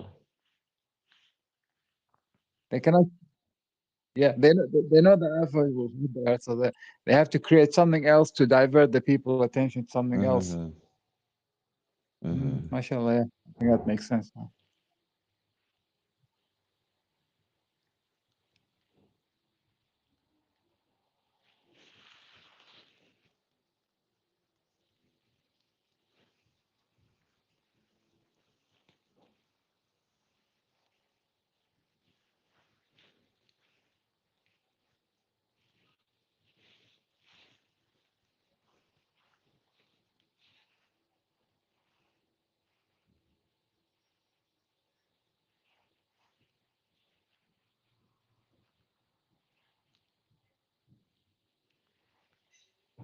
Just another. I mean, even the other asteroid that they say will hit the Earth is still going to the Middle East. Also, still not missing the place.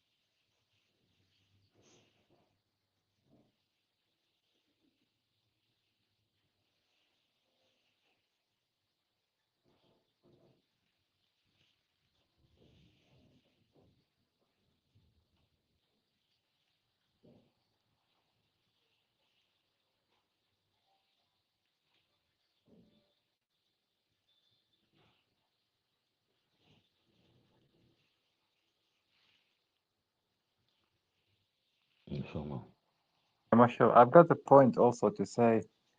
Since we know that the asteroid is likely to hit Earth 2029, this shows that if somebody has not performed Hajj, then it is time to get it done in the next 3 years. Or ASAP before. I mean, also since we can do Hajj over 4 months, that makes it very easy for us Yeah, but compared to. the Kaaba will be protected, brother. I Well, mean, I it don't can know. be Understand? rebuilt. It can I also be wouldn't, I wouldn't, rebuilt. I mean, but the thing I is, it wouldn't will rely still on take this. some. I would rather do it now before anything happens. If it got rebuilt, it take time, energy, efforts, there's destruction, It etc. might be, it might be easier to do it then than it would be to do now because the land would be purified, right? And you will not have Right, these people ruling, and right. you will not have to do it in that strict time period Yeah. because submission will be prevailing. People would be submitters. You'll be able to go whenever, like during the 4 months, and do it Mm-hmm. with convenience, and No, without these cramped buildings and stuff. The whole thing will be rebuilt somehow. God willing. we don't know this.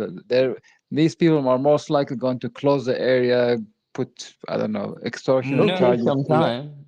It'll take some time, obviously, for it to reopen, for sure, right? But the thing But Yeah, is, but reopen but the and thing building is, will take imagine. many years, like 5, 10 years, not gonna be one day. So Well, yeah, it's, but the thing is, it doesn't mean that it's gonna be like oh, completely inaccessible in the sense that how the Kaaba was started, right? It started with just uh, Abraham and Ishmael, laying the foundation and just building a square, right? Set up there. Like you don't need to have all those fancy buildings and everything. You just need the Kaaba, which I know. if let's say if Right it's now, gone. everything is there and easily accessible. I Well, mean, why it's should we wait not. for something to It's happen? I And guess it's just a matter of preference. But after having gone there and seen what it's like, for me personally, like I would rather wait, just because I know it's gonna be a lot easier. I mean, But if I and guess if you've done anybody it, wants to do it, so you're okay with that. But everybody, I don't know about everybody else. I mean, yeah, so what I they have. think is first of all, the messenger speaks about the retribution coming to the Arabs. Like this is an hmm important thing, like what does yeah, that mean? And uh, yeah, like this basically what I understand means that they won't have any power anymore. But like Brother Suleiman said, this doesn't mean that there will be no access to the Kaaba. So and No, but imagine, you have to understand. Sorry to interrupt you, brother. You have to yes, understand that when something like this happens, there'll be huge amount of ashes, radiation to last for years, not even mm, days or n- months. There'll be years of n- havoc, well, it's not destruction, no, it's cloud. not gonna be like radiation. Like it's not like a nuclear It's explosion, right? There's gonna be it's carbon and like smoke, just like from any explosion, no, right? A lot yeah. of it, it's not obviously, we any know it's not any a lot of it. explosion, brother. It's a No, no, I know, massive. but I'm saying It's a it's gradual gonna settle, distribution. but it's gonna settle down eventually. In a couple of months, the smoke is gonna clear. Yes. You know, Uh, so then you You're just only thing you will have left is you need to build the infrastructure for people to come and visit. Which you're obviously, oversimplifying, brother. huh? So you're oversimplifying it. No, I mean how difficult it is to build the Kaaba itself, right? Just It's just not the it's not the building. Kaaba, the whole region. The whole region will be destroyed. But I'm saying you don't need the whole region. You just need to do your I know, Hajj, right? but you need infrastructure to arrive by plane, by airport, by car, by Yeah, food, but plane. transportation, people, water, everything. Yeah, those things can be built in a few years. Well, I said,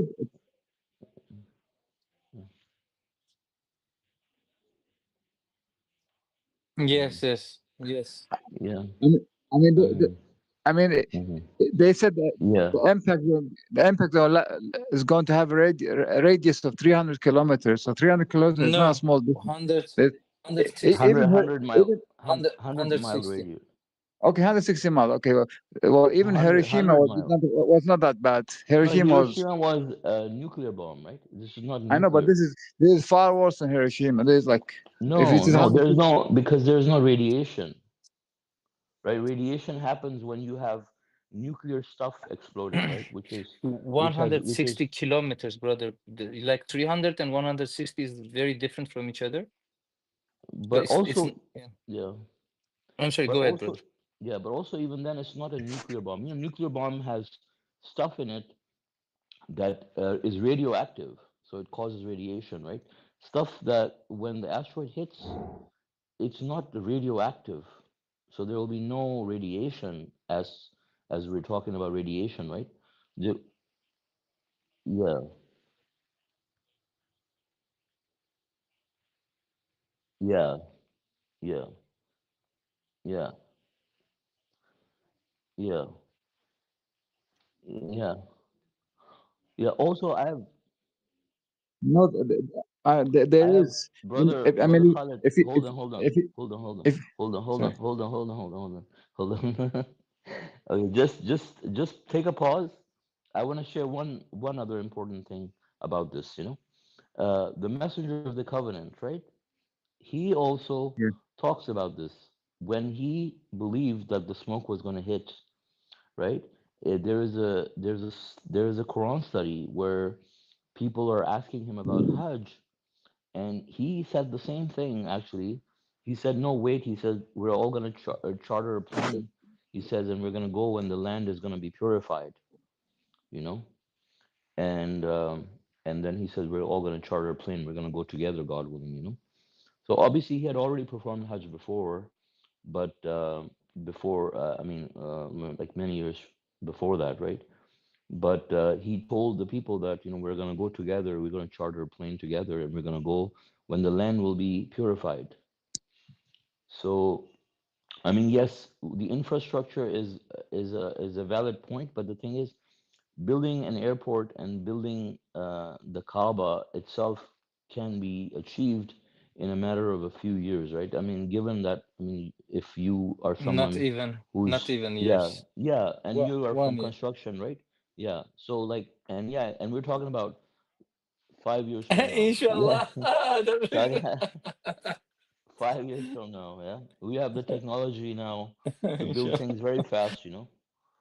And yeah, I mean, things are built these days overnight. Like you have blocks of stuff Yeah, coming brother. from other Yeah, yeah, places, so and they're fast. just put on top of each other. Yeah, Yeah, factory is like Lego. Like yeah, Lego, exactly. yeah, when you live in the Netherlands, like when you drive by a road, let's say, like, and Hmm. then you drive by the next day and you see this big building, and then you're saying, "What? Like, how did this happen?" But it was just Right. with one day. It's like Hmm. Lego. Yeah, yeah, now they're doing that. Literally, people are building homes in a few days.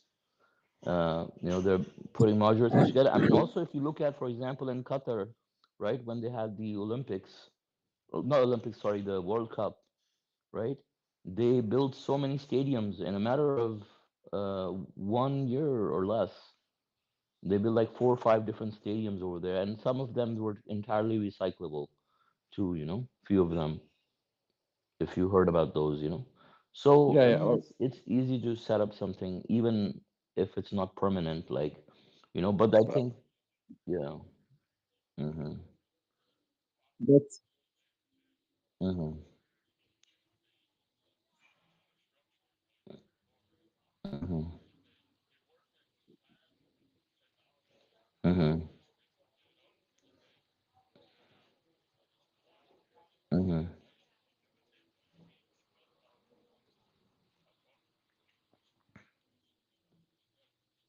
Mhm. Mhm. Yeah, I mean that whole area, like if you look around now, it's it's really really bad. The infrastructure there right now outside of the Kaaba, like the moment you step out of the Kaaba, like there's literally nothing, and all the streets and buildings that you see, I mean, it's a huge mess. So when the asteroid hits, I mean, all that's gonna be wiped out. We know that, right? So then it will pave the way for us to have even a better experience. And just the simple fact that, people will be free to do their Hajj whenever they want during those 4 months. That alone, and the safety of not being, in the government when the land will be purified, like as he said, the messenger said. I mean, that would be a huge blessing. Like all this time before, like I didn't know when the smoke was going to happen, right? And this idea that no, we should wait and we should not wait and just go to Hajj. Like I liked that idea, before, but now that we kind of know that it's coming so close, I didn't know before like when it's coming, right? But now that we know it's coming so close, we might as well just wait. But obviously, everybody can do their own thing. If somebody wants to go, I just know from my own experience that I went just for Umrah during a time where it's not supposed to be busy, and oh no, it's not where it's not supposed to be hot. Like in the middle of winter, and it was super hot. Like I couldn't even do my umrah unless, I mean, I wouldn't have been able to do it the way I did in the daytime, if it weren't for some clouds that God sent, mashallah, that day, to cover literally just our journey that day, because, and we couldn't do it any other time because it's busy like all day, 24 hours a day. Even if you go 2 in the morning, 3 in the morning, it's super busy, people are pushing each other, it's chaos, but in the afternoon is the only time where people go to sleep or something, they want to relax. That's the time where, the amount of people that are there is a little bit lighter, and if you're talking about in the period of like around the Hajj period, it's obviously a lot more, so, and it's Yeah, gonna be in yeah, go ahead. yeah, and imagine that you're praying there without people trying to kill each other to touch one stone. Yeah, and It and like yeah. yeah, and the other thing is like, just everywhere all around you, wherever you see, you just idol worshippers. People are calling on Muhammad. People are calling on saints. It's and people are pushing you. Like there's women coming in gangs, just grinding people. Like Yeah. with guns. No, in gangs. Yeah, Like I there are understand. groups of people, women. With guns or not. They don't need guns. They're just Push so you strong, away. yeah, they know how to navigate through the crowds, so they come as a group, like how birds fly in a flock. They know that they can have less resistance if they're together, and they push through the crowd, and they push people forward, and they try to go through it, and they don't look. And there's children in there, there's like babies, sometimes like toddlers, definitely toddlers. Like I've seen kids that are 2 3 years old that are there. Like they could be easily stamped on. Many people die. Last year, so many people died. And they're just Hmm. left. There's no medical care, anything for them. Any no. So I mean, a lot of that ugliness is gonna disappear, God willing. Inshallah. Once Inshallah. that goes away. Mashallah. Also, brother, it gives the new submitters time to grow their souls. Because the Mm-hmm. messenger says that even before going to Hajj, Mm-hmm. he 10, recommends 15 that you years. right Mm-hmm. that you grow your soul tremendously. Yeah, Masha, that's a very important point, that we need to grow our souls, because me too, like honestly, like I've been a submitter for quite some time, and I didn't think that I'm gonna lose my temper or anything.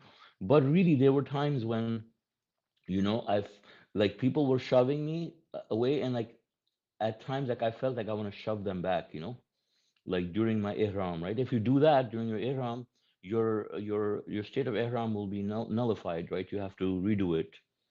So and the messenger talks about how it's a once in a lifetime experience. So you want to make sure that you go there when you're fully ready, Um, thank God, I mean, I didn't break my state of ihram, and I kept my cool, even like with my wife, for example. Like one time, uh, she almost felt like she was gonna get killed. The way they have these cleaning machines, and they want to push people out, and they push those cleaning machine. They're like big tractors, heavy tractors. and they have built like these walls with like these barriers they have, and they don't care that people are there. They just keep pushing, pushing, pushing, and they're hoping that people will get just scared and they just move on their own. But if the people don't move, they're gonna get badly injured, if not die. So they have all these other things, negative things around it, which make it not such a pleasant experience. But obviously, it's not meant to be like a pleasant experience. Like it's meant to be, for growing your soul. But inshallah, it will be a lot easier for people. That's my point. That if they decide to go at a later time, it'll be more convenient for them, God willing. Like I would prefer the moment when it's like when people are not like crazy, like doing very normal. That would be definitely much better.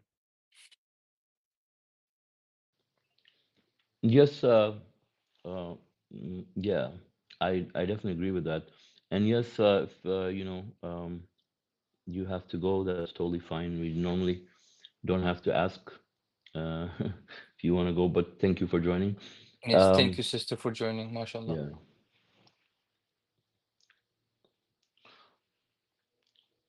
yeah, yeah. For me, I think the biggest attraction is the idea of going there when the Arabs are not there. Not having to see those faces, and just being able to not having to deal with people doing idol worship all around you, and um, just I was like I found myself just running away from people. There's idol worshippers everywhere, and I just kept moving away from them. Like I don't want to hear someone praising Muhammad. I don't want to hear another person praising Allah the whole time. It was just like, you know, me trying to keep away from all of that. Not having to hear all this idol worship. Yeah, brother. And if they are becoming submitters, then you have all like so many submitters around you, right? So it's Hmm. Yeah, and that'll be an opportunity. Yeah. Hmm.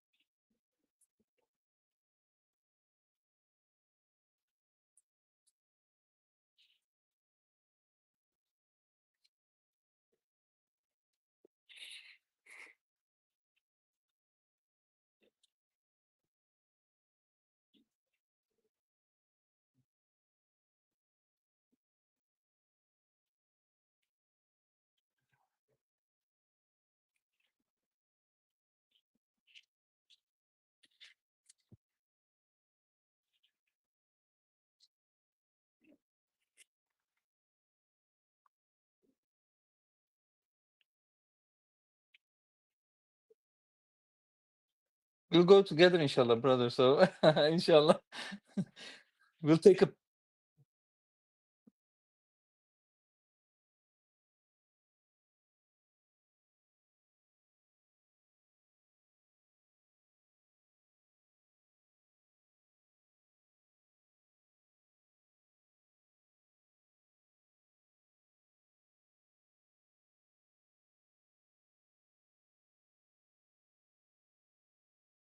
Inshallah.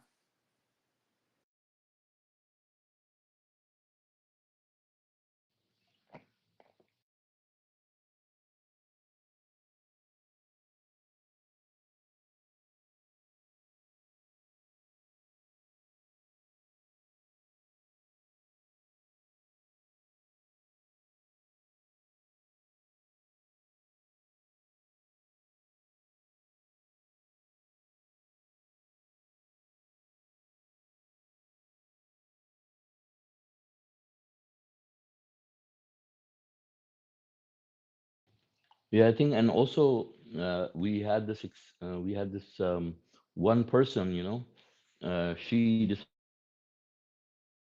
to go to Hajj last year. Was it last year, right? And she ended up breaking her state of ihram because she ended up getting into arguments with people over there for doing idol worship. Or she was discussing with them or fighting with them. She was arguing with them. She was fighting with them. So she ended up Mm-hmm. breaking her state of ihram eventually. Mm-hmm. Yeah. I mean, she's yeah.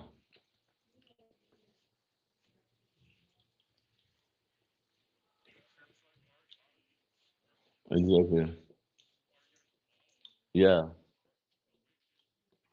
hmm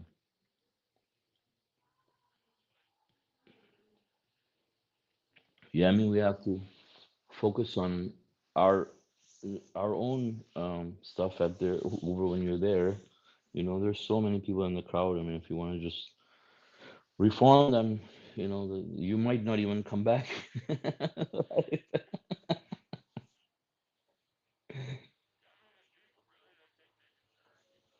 hmm Yeah.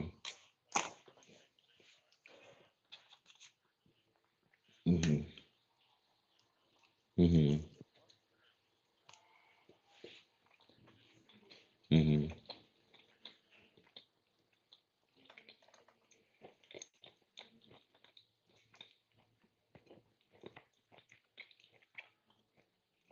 Yeah, I guess for people who are maybe too old or something, that they can't wait,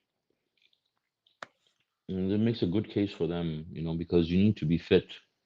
When you go there, you need to be able to walk like a lot, you need to be able to withstand the heat, like a lot of heat, and so you need to be in a good physical state. Hmm? No, you can drink water. Well,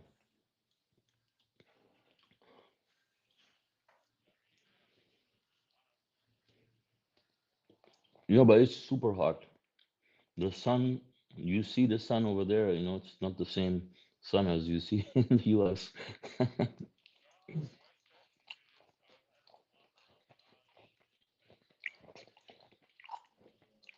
Yeah, 120 degrees Fahrenheit, yeah, but I mean, but it's further down the equator than the US, right?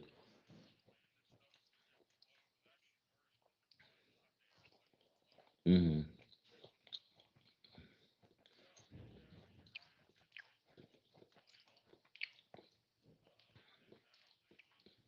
It's not the same. Yeah. Yeah, no, it's very different because you're a lot closer to the equator, um, and that makes it very difficult. The way the sun is hitting you is very different. I mean, yeah, people do it. Obviously, it's not. I'm not saying everybody's gonna die, but it's difficult. It's really difficult. Like I'm saying, like I was there in the winter, right? Like, was it January? Yeah, January, and it was unbearable. Like if the clouds weren't there to cover us, it would be so difficult for us to do our Umrah. Only reason we were able to do it was because the clouds were there. So the heat is terrible. Like you can't tell that it's winter. It's like summer. You're wearing like nothing, like t-shirt or whatever. If you want to, like, you can't wear the same clothes you would wear here in the winter. And you can, yeah, I mean, you can hydrate. Obviously, you have to hydrate yourself. And there's water there too. The water they call Abi Zamzam, right? Zamzam water is there, free. And then you can also obviously buy your own water. There's like shops and stuff, but still, it's super difficult.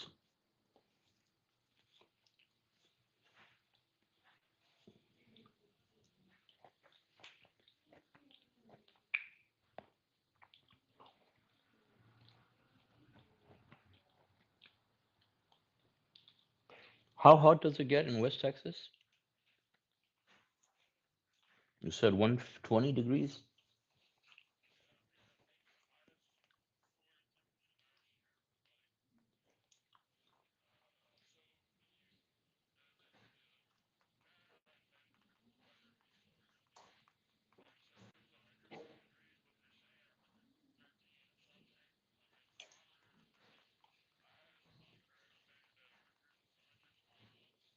Mm-hmm.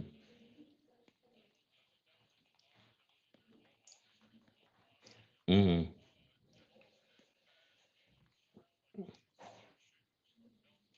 Uh-huh. Uh-huh. Mm-hmm. Mm-hmm.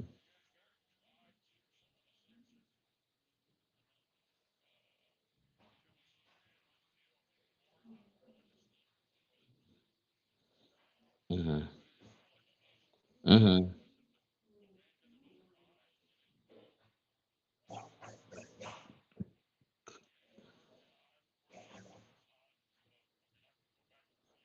Mm-hmm. Mm-hmm.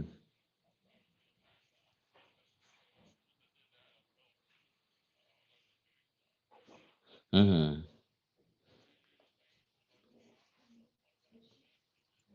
Mm-hmm.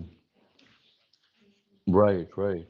Yeah, I mean, yeah, I mean, I can say in like Saudi Arabia, it's like 125-degree Fahrenheit, you know, like 52, 50. Yeah. Mm-hmm.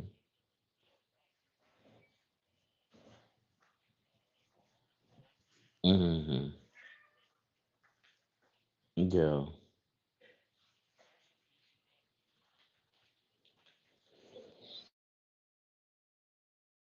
Mm-hmm.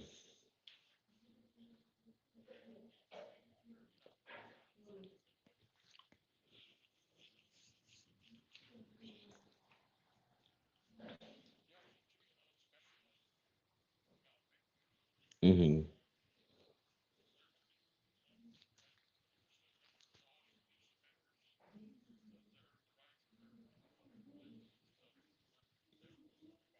Mm-hmm.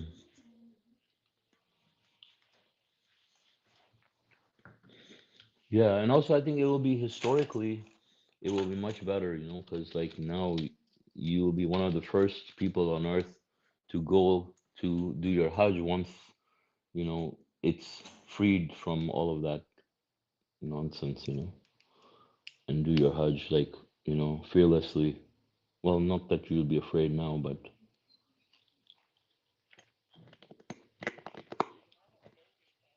mm-hmm, mm-hmm, mm-hmm, yeah, mm-hmm, mm-hmm, mm-hmm, mm-hmm,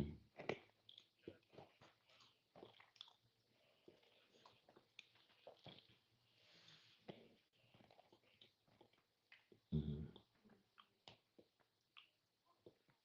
Yeah, I think, yeah, brother.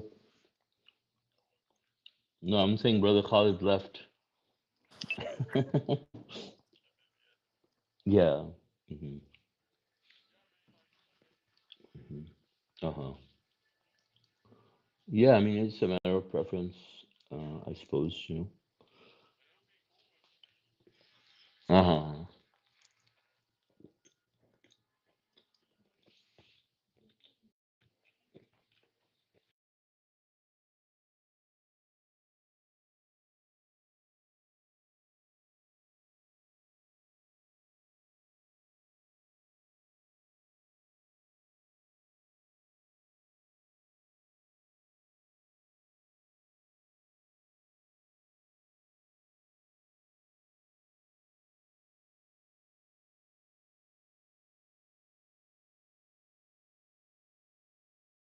Uh-huh, What did, yeah.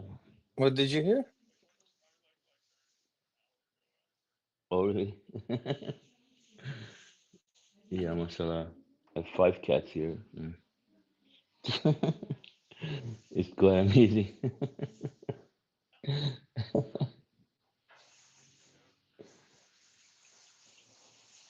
Video. Yeah, that's very funny. Subhanallah.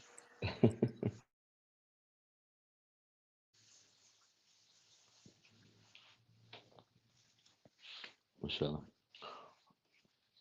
All right, so I guess if there are no other comments or questions, God willing, we can conclude the study.